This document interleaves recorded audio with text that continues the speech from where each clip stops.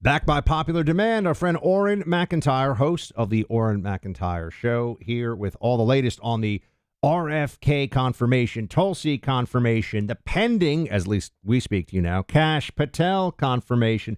Auron, let me start with this. What is it about those three that you think is most upsetting to the Democrats who are doing what they can to complain about it, but they can't stop it so far? Yeah, each one of them obviously is going to have their own nitpick that the left is going to focus on. But the thing that unifies all of these people is that really, ultimately, they are the enemy of the organizations that they are being put in charge of, which is exactly what you need when you have a hostile administrative state. Trump's biggest problem in his first term was in his inability to manage the executive branch itself, that they didn't respond. They were often denying any of the orders that he put out. They were pushing back in every way. And so this time around, he recognizes the importance of Senate confirmations, getting people who are loyal to him and are not invested in the system as it stands. And so whether you're Tulsi Gabbard getting put on the no-fly list, you're RFK facing all of the pushback he did when it came to the COVID vaccine and everything else, or you're Kash Patel and you're making a personal war against the corruption inside the FBI, each one of these individuals knows that the organization they're being put in charge of has deep problems, and they are invested in solving those problems personally.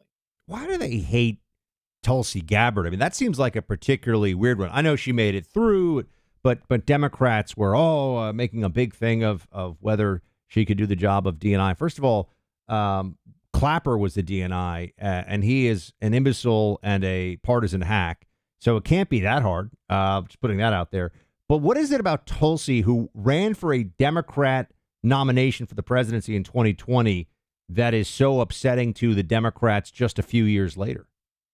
Well, that itself has to be upsetting, right? There's nothing worse than an apostate, somebody who has recognized the problems of your side and highlights them at every opportunity. And she should be the obvious candidate, right? She's female, she's strong, she's got military service. She's all these things that the left tells us they want in a woman in leadership. They want that kind of representation. And yet, when it's time to actually put someone with all of those caveats in the office, all of those different attributes in the office, turns out they don't want them there at all, because they'll point out things like, oh, Tulsi Gabbard, she talked about al-Assad or Bashar al-Assad at some point, or she, they say she's soft on Russia. She's an agent of Putin.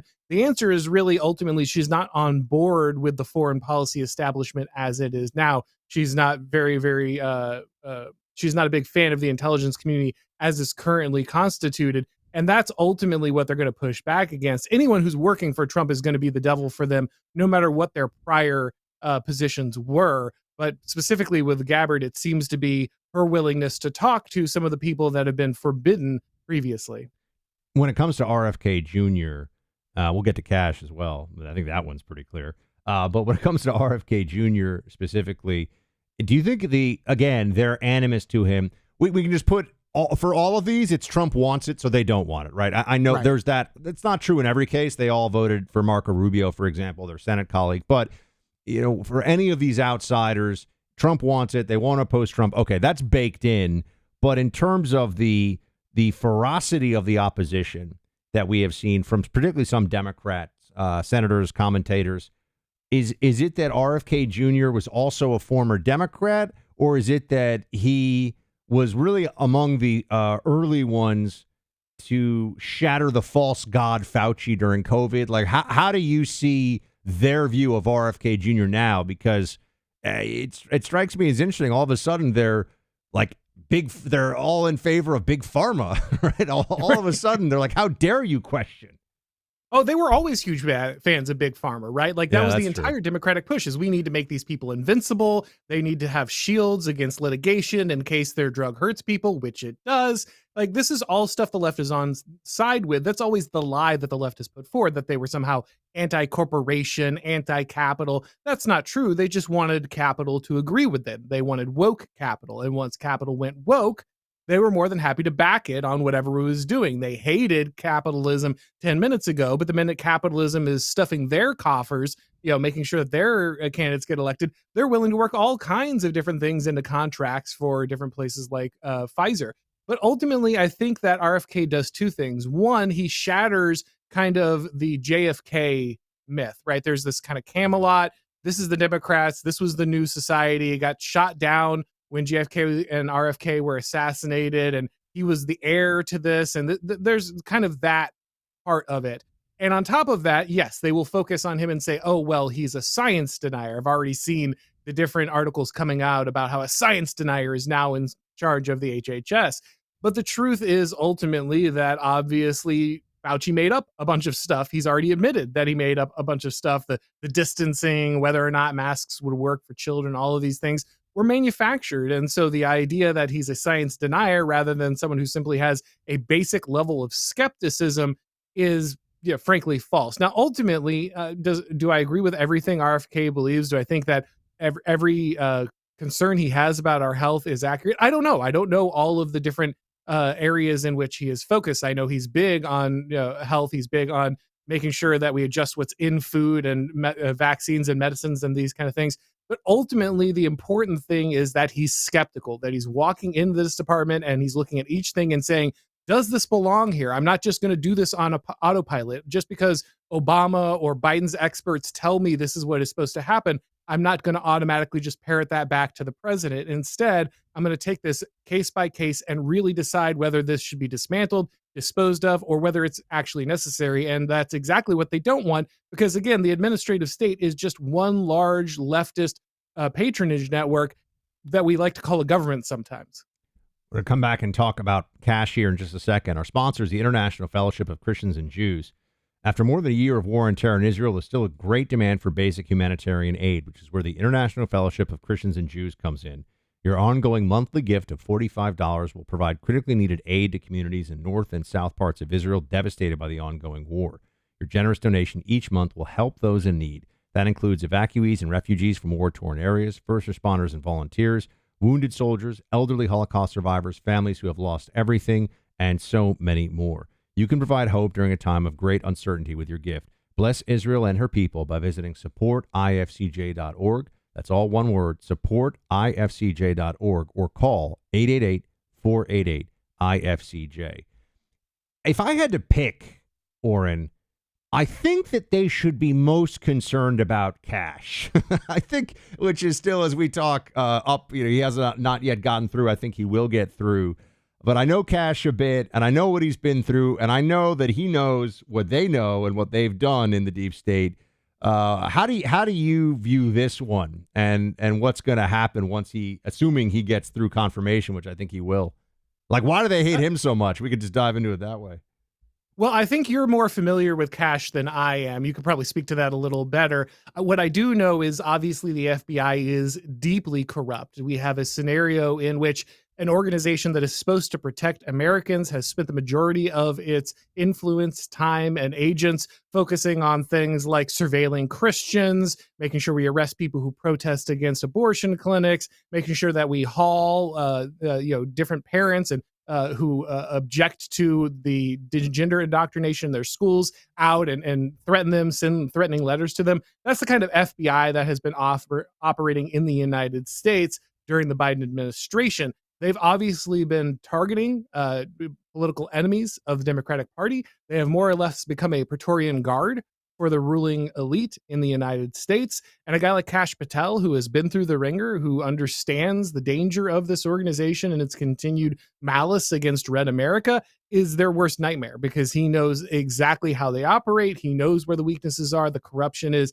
He's going to get in there and ferret that out. And obviously, you can talk about health services. These are very important. Obviously, these are critical institutions. But when the state police force, when the federal police force is corrupt, that is something that just spreads throughout the entirety of the culture, that poisons the entire civic experience for every citizen. And so that is a critical thing that has to be fixed. It has that ideology, that corruption has to be pulled out root and branch. And of course, you want somebody with a chip on their shoulder going in there, because they're somebody who is not going to get sucked into the system, figure out how long they can stay. They know how dangerous it is. They know the critical nature of reforming it.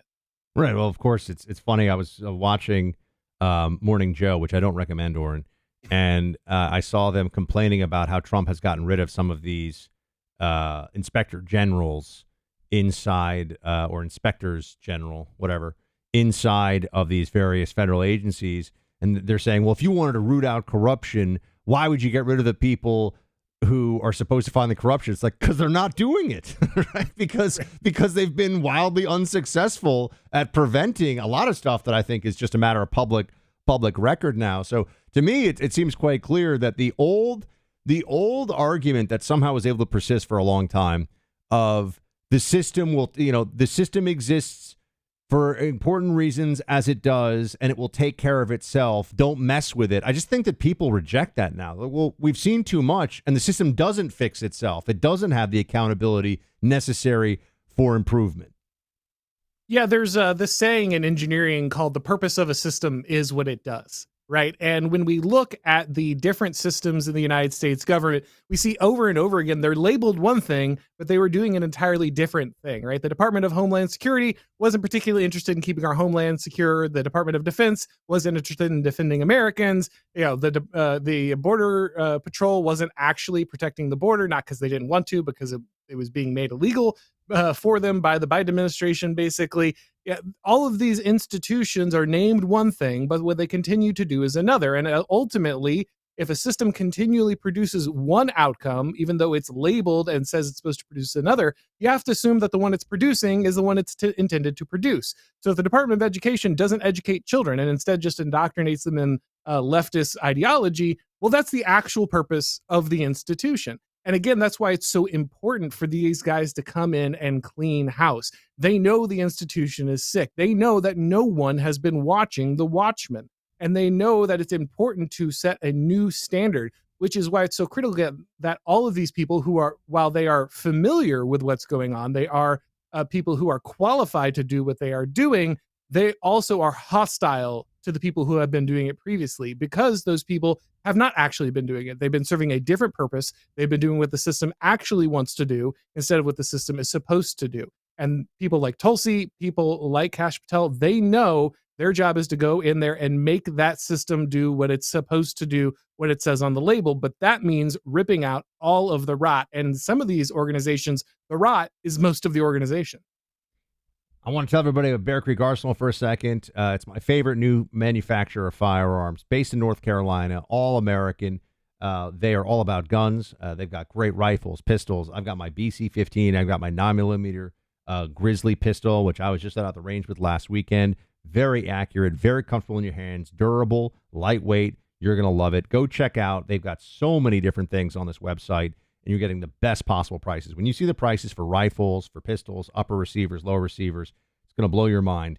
Whether you're interested in a new AR-15, a hunting rifle, a handgun, Bear Creek has you covered. Go to bearcreekarsenal.com/buck. Take 10% off your order with my name, Buck, as your promo code. That's bearcreekarsenal.com/buck. Take 10% off your order with my first name, Buck, as your promo code. Auron, you're at, where should people go to listen to the Auron MacIntyre show, which is very excellent? Well, of course, it's over on The Blaze. You can watch me on Blaze TV. It's on all of your favorite podcast platforms. It broadcasts on YouTube and Rumble. And of course, you can find me on Twitter, Substack, everything under Auron MacIntyre. Auron, thanks so much, man. Great to talk to you. Thanks for having me.